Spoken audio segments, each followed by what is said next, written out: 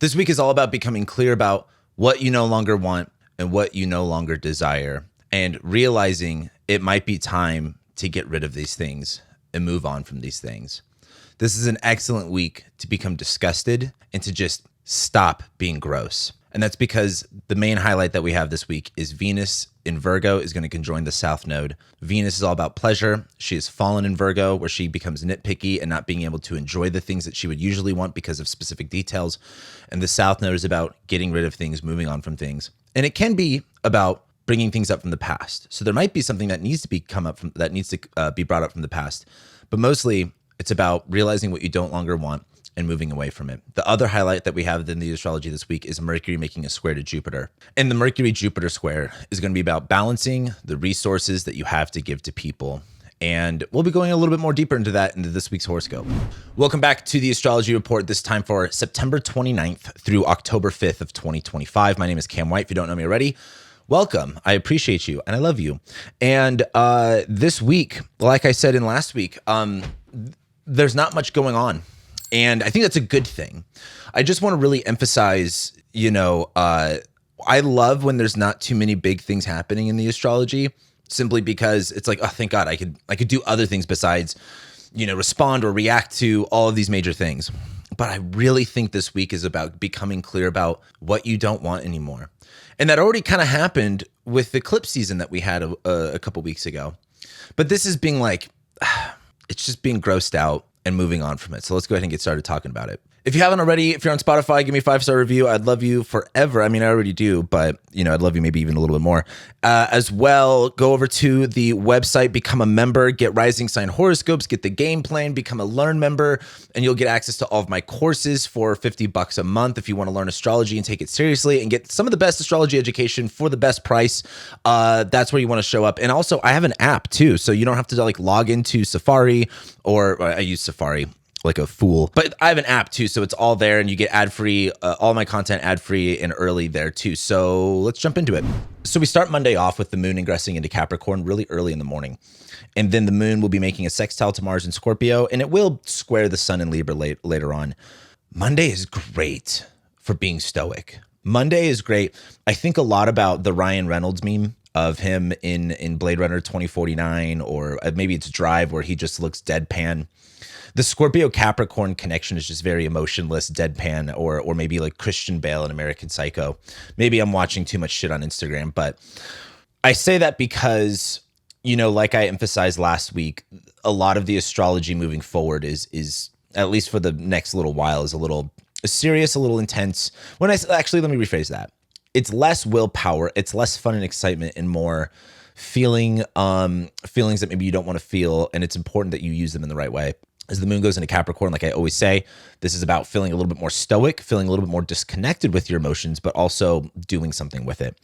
So there's a serious and stoic attitude to start Monday off. If you just want to get shit done, Monday is awesome. September 29th, awesome, awesome, awesome for just getting it done. Then the moon is going to make a sextile to Mars, and then it's going to square to the sun. And the thing I was thinking about with Mars, with the moon sextiling Mars, is again, this kind of just disconnected from your emotions. It doesn't matter how you feel. You're just doing the work that it takes. It's great for that. But as the moon is in Capricorn squaring sun, you might be a little jaded. Have you ever been a little bit too disconnected, where you find yourself not being present with a relationship, or every now and then, when I'm like in a really serious mood, I'll go to a store and I'll encounter someone like really, really nice. And it kind of checks me, like, oh, I need to be more present. And I feel like maybe I'm a little bit more rude than I wanted to come off as. That's the thing that you maybe have to watch out for on Monday. But other than that, Monday is just essentially being a little bit more cold, a little bit more withdrawn, and just kind of focusing on what needs to get done. So we start Tuesday off with the moon in Capricorn making a trine to Venus in Virgo. Then later on, the moon will make a square to Mercury in Libra, and then it's going to go opposite Jupiter at about the same time. So what I like about the moon in Capricorn trining Venus in Virgo is it's very similar to like last week, where the moon was in Scorpio sextiling Venus in Virgo. The moon was in Scorpio last week in its sign of fall, sextiling Venus in her sign of fall. But now the moon is technically in detriment, trining Venus in her fall. But it's a trine. It's a very positive aspect. We talked all about the trines in the Learn Astrology course. If you want to learn about the aspects, sign up for that. But the moon in Capricorn being a little bit more detached, being a little bit more cold and stoic, it's still trining Venus. The moon and Venus, you want the moon trining Venus no matter what their conditions are.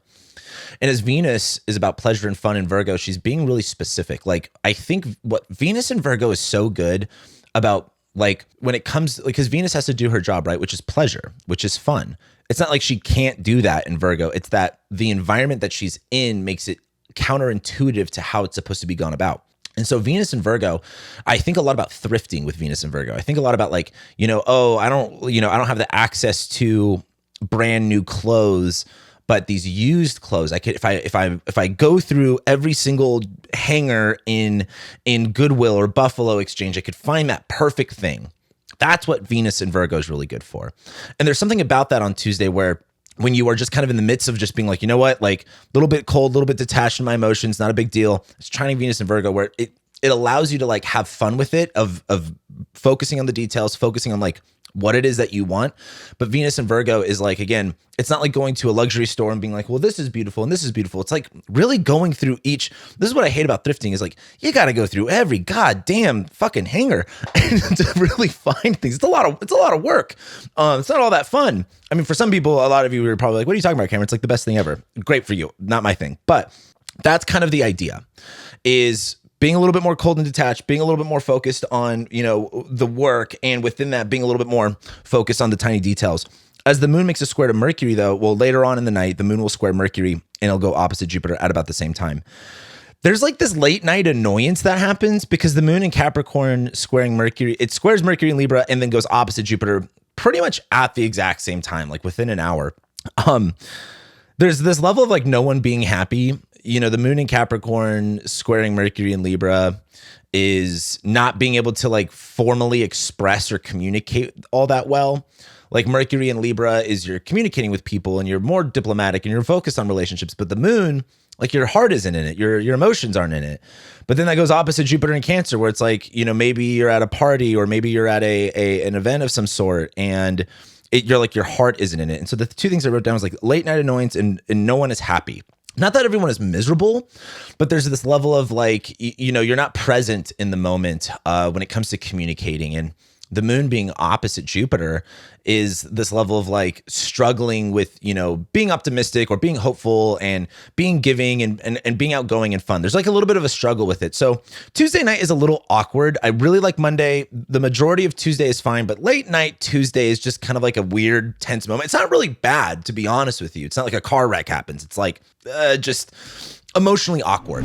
Then on Wednesday, the moon will make a sextile to Saturn in Pisces, and then the moon will ingress into Aquarius at about 1 p.m. Pacific Standard Time. The moon is then going to, of course, sextile Neptune. It's going to trine Uranus and then conjoin Pluto. And then we get our first highlight of the week, which is Mercury making a square to Jupiter.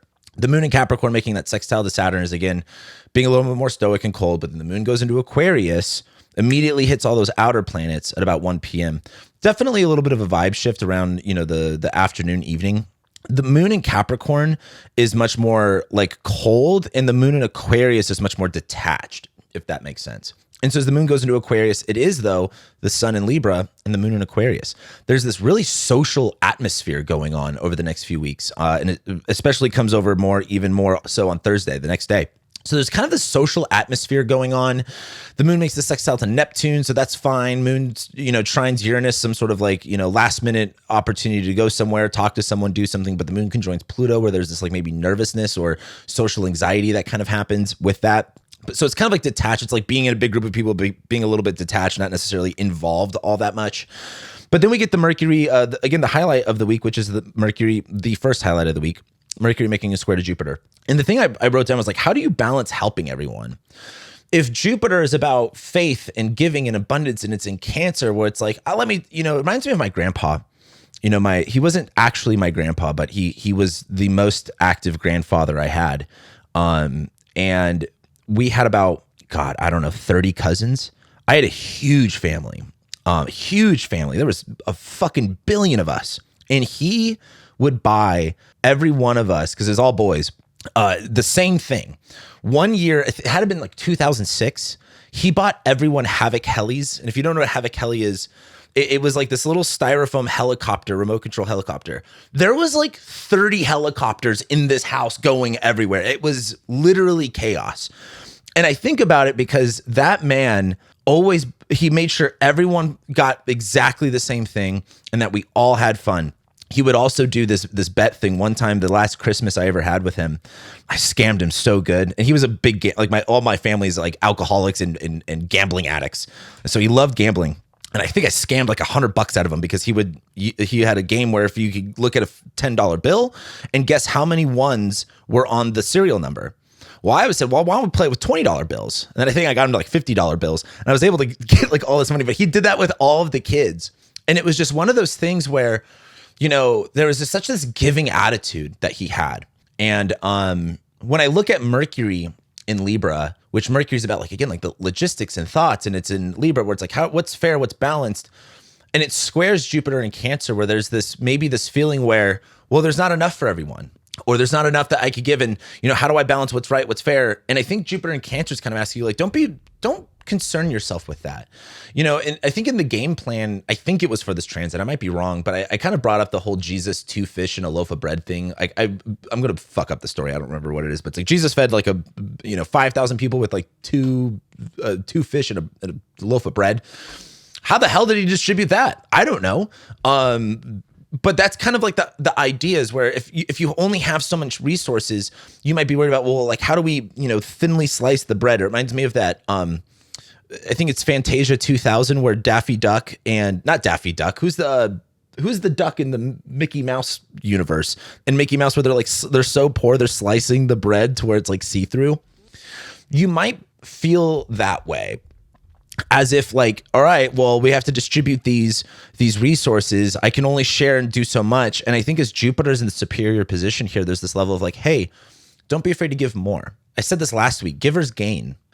You got to read the book, The Go-Giver. And I think as we have these transits going through Libra squaring Jupiter and Cancer, where Libra wants to be fair and balanced and peaceful and diplomatic, Jupiter and Cancer is being like, well, don't worry about what's fair. Can you give more? Can you put more out there? Can you give more value? Can you just, give with your whole heart? And so I don't really know what the situation will be for you guys on Wednesday, where there might be this level of, Mercury and Libra being like, well, that's not fair. Or, how do I make this in a more fair and balanced way? And Jupiter and Cancer is just kind of being like, hey, don't be afraid to expend yourself. Don't be afraid to be selfless and serve other people. And it doesn't really matter what you have. Like, just give what you give what you can, even if you feel like it may throw you off balance. So then we get to Thursday, and on Thursday, the moon will make a square to Mars at really early in the morning. So technically at 1 a.m. Pacific Standard Time on Thursday, the moon will make a square to Mars. So that might even be Wednesday night for some of you. So what I want to say is late night, there's going to be some frustration. The moon's in Aquarius making a square to Mars in Scorpio. You're just going to be like, Moon in Aquarius squaring Mars in Scorpio is like, have you ever been with like a group of people and you're all talking and chatting and someone just says something where you go like, ugh, like what? That's kind of the vibe. So there's this like late night disruption, kind of anger, aggression, anger. So just be on the lookout for that. But if you're sleeping and like a little baby, I think you're going to be fine. You wake up and it'll be over. But what is cool about Thursday is the moon's going to be in Aquarius trining the sun in Libra. There's all of this social stuff going on right now. Like sun's in Libra, moon's in Aquarius, Uranus is still a little bit in Gemini. There's like the sun in Libra, moon in Aquarius is like, no, like, have you ever been in those moments where you're like, I don't want to be alone. I just want to socialize and hang out. I have low energy by myself, and you get energized by other people.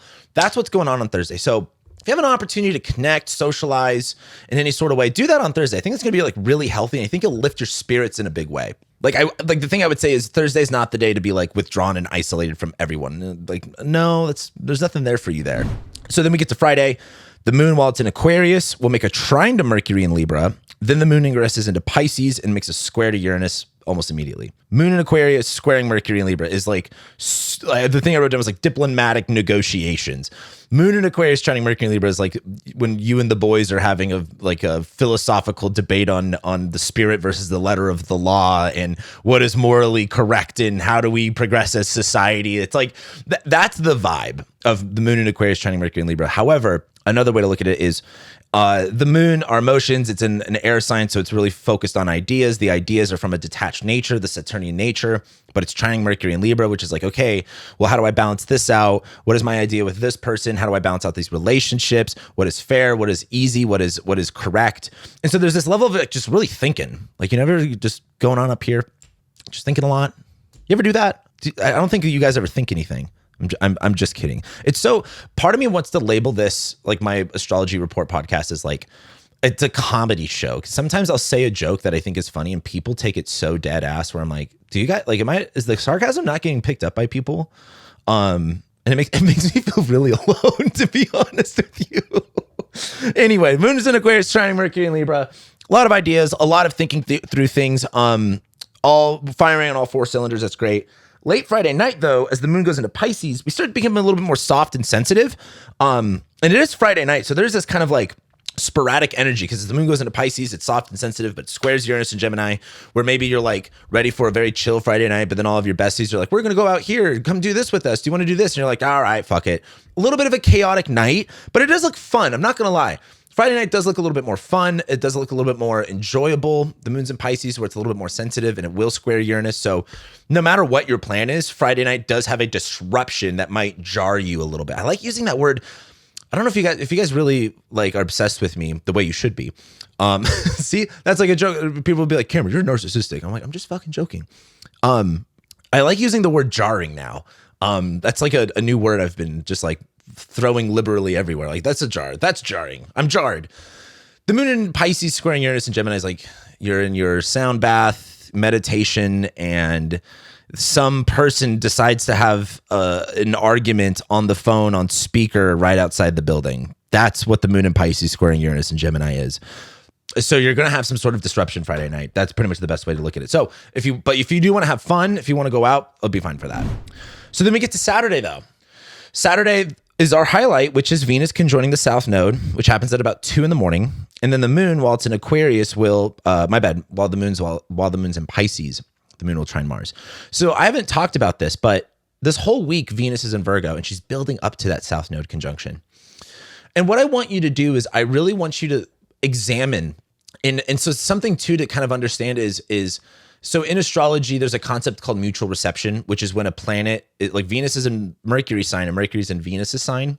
Some astrologers, including me, I'm guilty, would consider that mutual reception, although typically mutual reception only happens when those two planets are actually making an aspect with one another, because Virgo and Libra are in aversion to one another, so they don't see each other. And I've always related this to like the show How a Wife Swap, where they have no idea what's going on in each other's worlds and they're swapping signs. Mercury and Libra thing is like Mercury is about logistics and plans and communication.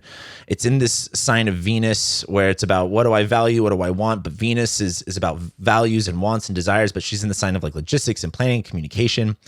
There's this just kind of like going back and forth with that. And I think as Venus is building up in Virgo, it's really, really good about it's really good for what's the word I'm looking for? Being specific about what irks you, what jars you. And as we get to Saturday, it's technically Saturday night. So 2 a.m. or early Saturday morning. So it could even be Friday night. And I just think there's this level of being like accepting and surrendering and okay with either A, like in life, you can be like, I don't like this, I don't want this, and be okay with that. Does that make sense? Just because you don't like it, just because you don't want it, doesn't mean it's not important. That's how life goes. Another way is being very clear about that desire and what doesn't work about it, what you don't want about it, and being okay with just letting it go.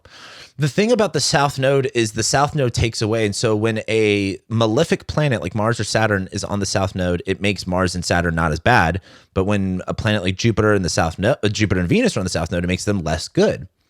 And so there's just a lot of less good stuff going on with Venus and Virgo. And I just think there's this level of just surrendering and being okay with like, I don't like this. And I think for a lot of people, it's really about that acceptance and that awareness of being like, I don't enjoy this anymore. I don't really like this. And not being like, oh, I don't like this and blah, blah, blah. It's just being like, I'm ready to move on. I'm ready to move on. I'm not enjoying this anymore. And I think that's really powerful when you can kind of accept that and not be like, but I could fix it and I could change it. And this is just like, it's not about fixing and changing. It's just about accepting you don't want this anymore. And I think that's okay. The other part is the South Node brings up things from the past. And I've only been emphasizing that because in this past year in my consultations, just like, man, the South Node going through the 10th house, it's so many times it's people returning back to an old job. Not every time, but it's an option. And so Venus can join the South Node. Like, people will be like, your ex is going to text you on a Mercury retrograde. Well, half of you text your exes every day. Venus could join the South Node could literally be like a relationship from the past, not necessarily being like, oh my God, I love you, but being like, just something, who knows what. So there's something about, pleasures, value, fun coming up from the past. And I think that's also kind of important too, because maybe you're not having fun in one area and maybe you need to kind of go back to like, what was a hobby you did as a kid? What was an interest you did as a kid? What was something that you used to find fun? And maybe that needs to return to fill the place of moving on from something that you no longer want and just replacing that with something that you know that you used to like and enjoy, and bring that up maybe again. So then the moon's in Pisces and it's going to be making that trine to Mars in Scorpio. And I think as the moon's in Pisces, trining Mars in Scorpio, it's really like being open to processing anger correctly. I've said this time and time again. I love the Pisces Scorpio transit or the Pisces Scorpio trine, because Scorpio can just get this really bad rep of too intense, too mean, too angry, or too whatever. And Pisces is like totally not judgmental about it. Like Pisces is like, yeah, they were right to feel that way.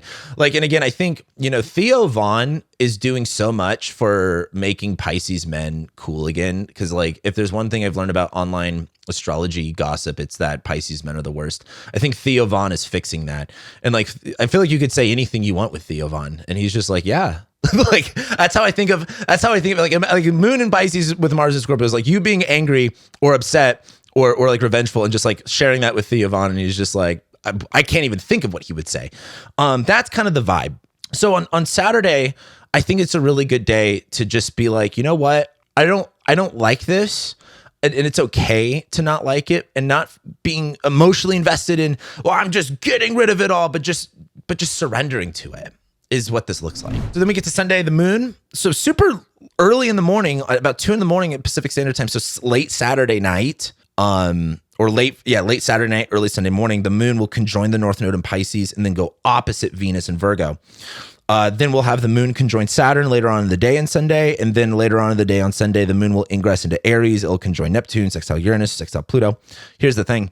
The moon conjoining the North Node is this like intensity, but then it's going to go opposite Venus in Virgo. And if by Saturday day, if you're not in this process of letting go, I think there might be an event late Saturday night where you go okay, yeah, it's actually really clear. The other thing is the moon being in Pisces on the North Node is just this. It's such a weird balance to have Saturn, which is about restrictions and limitations in the sign of Pisces. So empathy and feeling and emotion, but the North Node too, which is turning it up to 11. It's there's all this room for more, yet we also have to be really clear about the boundaries around it. So as the moon conjoins the North Node, the first thing is being there's got to be more. I got to be more open. I got to be more receptive. I got to be more, intense with my emotions. But then it goes opposite Venus and Virgo, where you're just kind of the moon opposing Venus is being I'm so open to these things, but it's hard to be open when I don't like this one part of it. You know what I mean? Maybe if we're using the Goodwill thrifted analogy, it's man, you want a dress, but you don't want the one with stains. And so there's this really weird conflictual energy that I don't really know how to pinpoint, to be honest with you. And it's this level of emotional intensity, but pleasurable disgust in not wanting it. And I think that's going to be a weird dynamic to figure out late Saturday night, early Sunday morning. If you wake up, 9 a.m. Sunday morning, or you wake up, the first thing you do is watch my next weekly, that will be long gone. And as the moon conjoins Saturn, it's kind of being okay, I have this emotional intensity, but now I need to kind of be clear about where the boundaries are and the definitions are. The cool news is late Sunday night, the moon goes into Aries, conjoins Neptune, sextiles Uranus, sextiles Pluto. Try not to be up too late Sunday night.